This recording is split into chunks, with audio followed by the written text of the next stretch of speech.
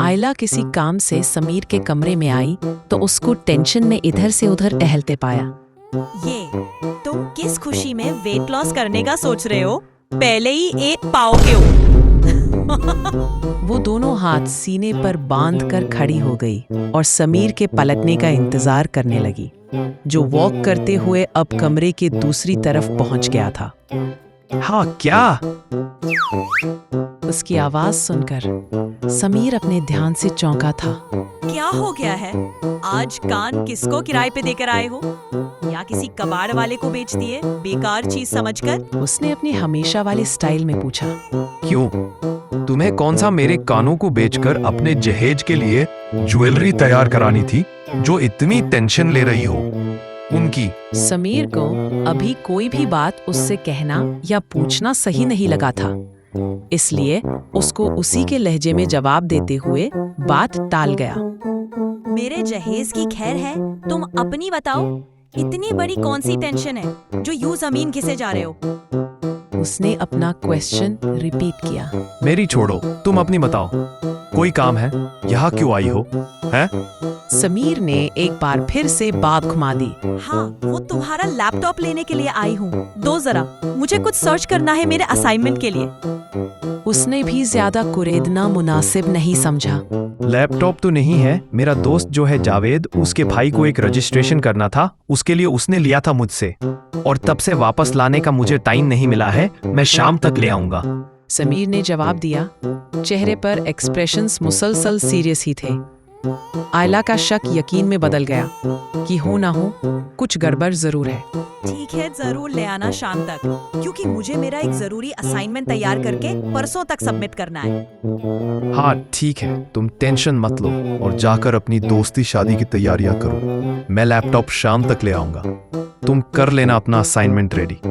एकदम से ही समीर की जुबान से सही बात निकल गई, जिस पर बाहर निकलने के लिए मुड़ती आयला उसकी तरफ को वापस पलटी थी। ओहो, तो ये बात है, इसीलिए तुम ये 1901 के मजनू वाली शक्ल बनाकर यहाँ पर जमीन घिस रहे हो। आयला ने ओहो को मानीखेज अंदाज में लंबा खींचा, जिस पर समीर बुरी तरह किलस कर रहा गया था।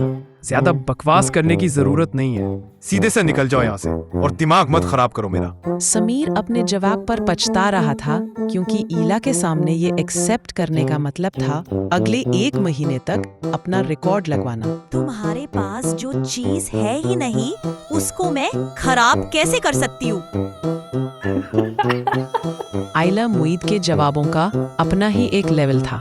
वेरी फनी, बहुत ही पुराना और घिसा पिटा हो गया है ये जवाब, बिल्कुल तुम्हारी तरह। समीर अब तक खुद को नॉर्मल कर चुका था।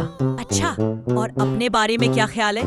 तुम तो मुझसे भी ज्यादा पुराने हो, ये भूल गए क्या?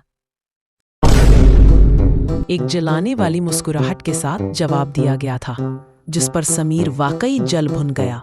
तुम जा रही हो यहाँ से, या फिर ये फ्लावर पॉट उठाकर तुम्हारे सर में देकर मारूं, तभी निकलोगी?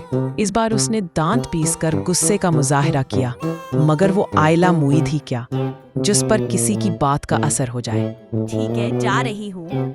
वो तो मुझे तुम्हारे काम की एक बात याद आ गई थी, तो मैंने सोचा कि तुम्हें बता देना चाहिए। नहीं, मुझे नहीं सुननी कोई काम की बात। मुझे पता है तुम्हारी काम की बातें कैसी होती हैं। निकलो यहाँ से फौरन। सोच लो, मलीहा के बारे में है, फिर बाद में मत पछताना। इस बार आयला ने निशाना लगाकर तीर चलाया, जो निशाने पर सही बैठा भी था। बोको, अब कौन सी जरूरी बात हो गई? हाँ, इस बार समीर के लहजे में थोड़ी नरमी थी। हाँ, अब आया ना, ऊंट पहाड़ के नीचे।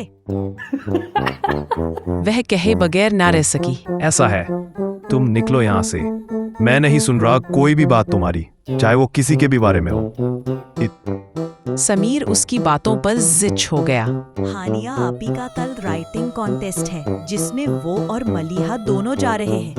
अब आपी तो वहाँ जाकर कॉन्टेस्ट में बिजी हो जाएंगी और मलिहा अकेली रह जाएगी, इसीलिए उसने मुझे साथ चलने के लिए कहा है। अब तुम हम लोगों को छोड़ने जा सकते हो तो चलो, क्योंकि यासिर भाई को कल कोई जरूरी काम है और वो साथ नहीं जा रहे हैं। आखिरकार उसने सस्पेंस रिवील कर ही दिया था, जिसको सुनकर 1 मिनट पहले मुरझाया हुआ समीर का चेहरा खिल गया था। कहाँ पर हो रहा है तुम्हारा ये कॉन्टेस्ट? उसने अपने लहजे को नॉर्मल करते हुए पूछा तो आयला ने उसे वहाँ का एड्रेस बता दिया जहाँ पर कॉन्टेस्ट ऑर्गेनाइज हो रहा था। ये तो नेशनल लेवल का कॉन्टेस्ट है ना? समीर एकदम जैसे चौंका था। हाँ, लेकिन तुम क्यों पूछ रहे हो? क्योंकि मेरा दोस्त जावेद जो लैपटॉप लेकर गया है, उसके भाई ने भी इसी कॉन्टेस्ट में रजिस्ट्रेशन कराया है अपना, और वो लोग भी दोनों कल जा रहे हैं वहाँ पर। समीर ने बताया। वाह, ये तो बहुत अच्छा हो गया, यानी कि तुम्हें भी कंपनी मिल जाएगी। ठीक है, फिर डन हो गया। कल सुबह 10 बजे कॉन्टेस्ट शुरू हो जाएगा, इसलिए हमें 9 बजे यहाँ से निकलना है। मैं अम्मी से भी इजाजत ले लेती हूँ, तुम सुबह तैयार रहना। कहते हुए वो समीर के जवाब का इंतजार किए बगैर बाहर जाने के लिए वापस पलट गई।